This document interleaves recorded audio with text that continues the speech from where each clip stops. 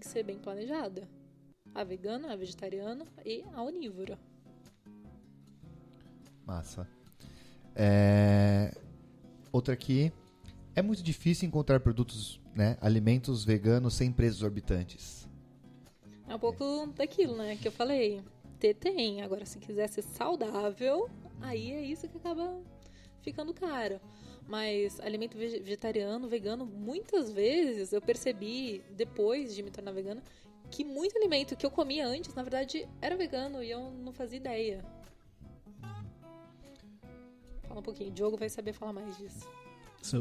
Sim, acho que, poxa, a gente realmente fica atrelado a esse consumo de industrializados quando a gente fala de veganismo, né? Acho que muita gente deixa o veganismo muito centralizado no consumo, porque o hambúrguer vegetal é mais caro que o hambúrguer do animal.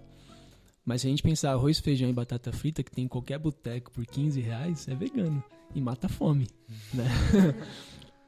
Então, assim, acho que tem algumas contas nas redes sociais que mostram o quanto que é acessível, é tranquilo financeiramente ser vegano. Eu mesmo controlo minhas finanças há um tempo já com uma planilha do Gustavo Cerbasi. E desde que eu me tornei vegano, a conta do supermercado foi lá pra baixo. Você comer fora também se tornou mais barato. Essas porcarias que a gente fica comprando no mercado também diminuiu. Então, pra mim tem sido mais barato, tem sido mais em conta. Com certeza. Eu fui viajar com os amigos, fui pra Bahia, depois fui pro Ceará. E eu senti isso na pele, assim. As travessas com peixe, com carne, não sei o que. Aí eu ia nas minhas porções ali, arroz, feijão, brócolis, couve-flor, salada, alguma coisa assim, sabe? E, nossa, pagava tipo um quarto do que eles iam pagar, assim, coisa. Eu pagava R$20, cada um pagava R$80, R$70. Eu adoro. A gente tem, acho que culturalmente no Brasil, esse lance da mistura, né? Não sei se é só em São Paulo ou se é a nível nacional, mas se não tiver carne ou frango, o seu prato não tá completo. Uhum. A Juliana quase que diariamente posta os pratos dela e são super completos, super variados e não tem nada de origem animal. Eu tive uma experiência recente com uma colega de trabalho na outra empresa que eu trabalhava, que a gente foi em um sistema como à vontade. Eu enchi meu prato de coisa. Tinha muita opção vegana. E ela pôs arroz, feijão e um bife. E ela olhou pro meu prato e falou, Diogo, não tem nada pra você, né? Tinha tipo 200 coisas no meu prato.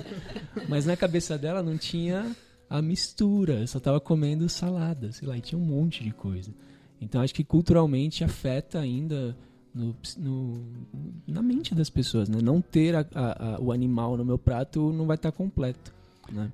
Tem uma questão também, até de quando eu parei de comer carne, a gente não tem esse costume de achar que um arroz, um feijão, legumes, uma salada ou um grão, alguma coisa assim, é um prato, é uma refeição, né? Então, mesmo tem muitas pessoas que às vezes são vegetarianas ou veganas que elas querem algo que faça essa substituição da mistura ou algo que seja mais bem elaborado, mais bem incrementado, sendo que a refeição ela pode ser básica, mas ainda assim ela pode ser nutritiva, né? Sim, a gente tem uma imensa vantagem de ter o hábito de comer arroz e feijão. Arroz e feijão é um conjunto muito interessante em sentido de proteínas e carboidratos. Então, uma leguminosa com cereal, você consegue ter todos os aminoácidos essenciais. Então, legal. No Brasil, é fácil, é bem mais fácil ser vegetariano. Então aproveitem disso. E às vezes a gente ouve de brasileiros, fala assim, não, nunca comi comida vegana. Você fala, como assim? É vegano? Nossa, eu nunca experimentei, mas não sou contra não, até apoio e tal. Minha mãe fala assim, não, comida vegana é ruim. Aí eu falo, eu convidei ela outro dia pra ir num restaurante vegetariano vegano que tem perto de casa, ela, não. Eu falei, mãe, lasanha 4 queijos, eu gosto. Então, é vegetariana. Né? Tipo, homo-lacto, obviamente. Não, mas, mas... sei lá, tipo... É o preconceito mesmo, né? É preconceito, rola pra caramba. Mas você sabe que assim, eu percebo que o que é caro é imitar uma dieta que come carne. Então, são as imitações. Isso acaba sendo caro. Eu sou super a favor das imitações. Eu acho que elas são interessantes pra quem tá fazendo transição, pra quem sente falta, pra quem quer reduzir um pouco o consumo. Eu acho que é interessante. Mas não é algo que a gente vai comer todo dia. Você não vai substituir a carne que você come todo dia pelo hambúrguer vegetal que tá no supermercado, entendeu? Você vai substituir aquela carne por legumes. É essa a diferença. É isso que vai te trazer mais saúde. Não é aquele hambúrguer que tem sódio pra caramba, que tem gordura pra caramba. Então, não tem por que fazer a substituição. E isso é um pouco novo ainda. Então, quem não tá nessa área, quem não sabe direito o que é o veganismo, o vegetarianismo, confunde um pouco. Então, acha que a substituição é essa. Ou é pela soja, né? Porque tem essa também. Ai, queria tanto ser vegetariano, mas nossa, odeio tofu. Ok, não precisa dele. Não, mas você sabe que eu recebo bastante isso no meu Instagram. Já recebi alguns assim, eu queria muito, mas nossa, eu moro no interior de não sei de onde, não tem tofu aqui. Então, mas você pode, você não precisa desse tofu. Então, ou é substituição pela soja ou por esses embutidos que são imitações. Eu vejo a galera tipo assim, mas adoro coxinha, por exemplo. Coxinha de jaca é difícil de achar e quando você acha é caro. Cara, mas come outras coisas, sabe? Tipo, se a pessoa come coxinha todo dia, ela tá com um problema maior do que a retirada da carne. Antes de se preocupar com o dinheiro, você vai se preocupar com outras coisas. Mas é muito louco isso. E é exatamente isso, né? Uma porção de fritas é mais barato do que uma porção de salame ou uma porção de carne, por exemplo, num barzinho. Com certeza. Uma porção de mandioca. Com certeza. Vamos lá, próxima perguntinha aqui. Posso fazer uma consideração? Pode. Não sei qual que é a próxima pergunta que vai vir, mas a gente não... Queria ressaltar aqui a questão do quanto, quando eu tomei essa decisão, né, de parar de comer carne, principalmente, eu me tornei uma pessoa mais sensível. Eu acredito que eu comecei a me importar mais, não só com os animais também, mas com as pessoas. E o quanto, por se tornar uma pessoa mais sensível, você também é vítima de chacota, né? Então, tem toda uma questão do quanto o consumo de carne, ele, numa sociedade que foi construída em cima de relações patriarcais, né? O quanto é associado à virilidade, né? Então, como assim você não come carne? Então, você percebe como essas causas e lutas, elas estão interligadas. Então, por exemplo, eu ouvi, mas não comer carne é coisa de menininha. Tipo, o homem tem que comer carne. E é muito engraçado isso, né? O homem triste. não pode ter compaixão, né? Ter compaixão é contra a masculinidade. Tem um livro muito legal, chama A Política Sexual da Carne, que ele faz um paralelo entre machismo e o consumo de carne na sociedade atual. É um livro bem interessante. Sim, acho que esse livro fala sobre objetificação da mulher e como está associado à objetificação do animal não humano também, que foi o mesmo caminho que levou a essa exploração animal para consumo do ser humano, né? É interessante isso que você falou de se aproximar de outras causas. Quando a gente fala de movimento antiespecismo, considerar o animal como ser senciente, a gente está falando de uma luta contra a opressão. Resumidamente é isso. Eu não luto pelos animais porque eu amo os animais, sim porque é o certo a se fazer. Se alguém cai na minha frente, eu vou lá e ajudo. Não é porque eu amo a pessoa, é porque é o certo a se fazer, né? A gente não pode ser covarde com os animais o tempo todo e embasar em um argumento tão raso quanto a minha espécie é melhor, né? E isso naturalmente te aproxima de...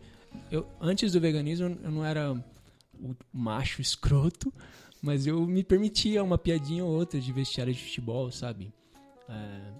Essa masculinidade tóxica era muito presente nos meus ambientes.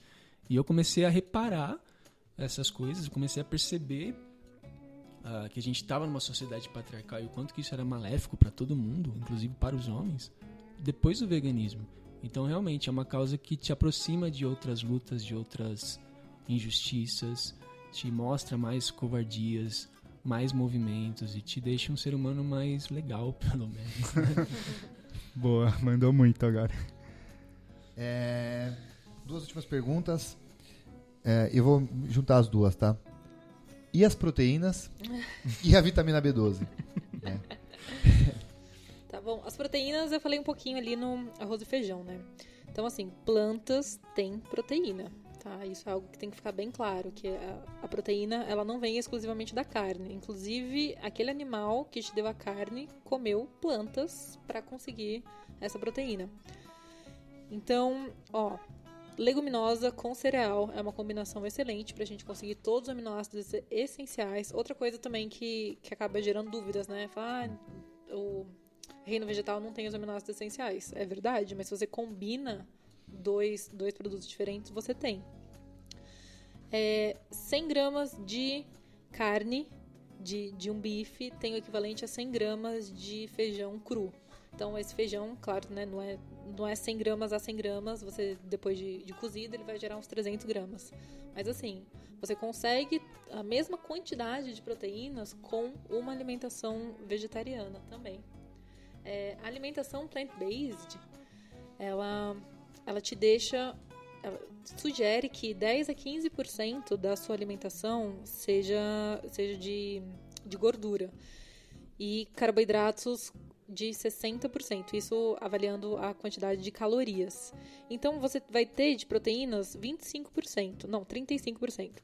Na alimentação ocidental tradicional, que é o que a gente tem com o consumo de carnes, a proporção de proteína fica de 15%. Então, assim, na verdade, uma alimentação plant-based bem feita, um vegetarianismo bem formulado, tem proporcionalmente mais proteínas do que a alimentação comum que a gente está acostumado. Então, a gente não precisa de carne para ter proteína. Alguma dúvida aqui? Bom, eu acho que pra mim, obviamente não, e pra quem tá ouvindo, com certeza também não. E é mó gostoso um feijão, vai. Pô, a gente fala que aquele feijãozinho de vó, né? Grão de bica, mó delícia também. E o cálculo é o mesmo, tá? Não é porque a pessoa ou o paciente é vegetariano ou vegano, ele precisa de mais proteínas do que um onívoro. O cálculo é exatamente o mesmo. Então, substituição fácil. Carne, leguminosa. Massa. Certo. E a B12? E a B12? Sempre tem a pergunta da B12. A B12, ela é uma vitamina de origem bacteriana, né? Então, não são animais que produzem a bactéria, são as bactérias... não são os animais que produzem a vitamina, são as bactérias. As bactérias intestinais desse animal ou a contaminação pela alimentação, pela ração desses animais. Então, assim, gado tem aquele esquema de 4 câmaras intestinais, então eles se comunicam. O nosso intestino, a gente tem uma grande quantidade de bactérias no intestino grosso, enquanto a absorção acontece no delgado. Então, a gente tem uma absorção endógena muito pequena de vitamina B12. Gado não. Gado ele consegue absorver grande quantidade, então no músculo desse animal tem grande quantidade de vitamina B12. Tá? Então, assim, só pra gente saber que não é produção do animal, é produção bacteriana. Todo vegetariano precisa de vitamina B12? Provavelmente, mas a imensa maioria dos onívoros também precisam de vitamina B12. Tem vários estudos mostrando que 40% da população onívora que come carne tem deficiência de B12, enquanto 50% da vegetariana. Então, é quase a mesma coisa. É um problema de saúde pública, não é um problema de saúde de vegetarianos exclusivamente. É muito fácil fazer suplementação de vitamina B12. Você manda fazer em farmácia de manipulação ou compra na farmácia. A origem é sempre sintética. Só tem que olhar para quem é vegano que alguns comprimidos têm lactose na formulação, mas quando manipula, não. Então, é bem fácil de fazer essa reposição de vitamina.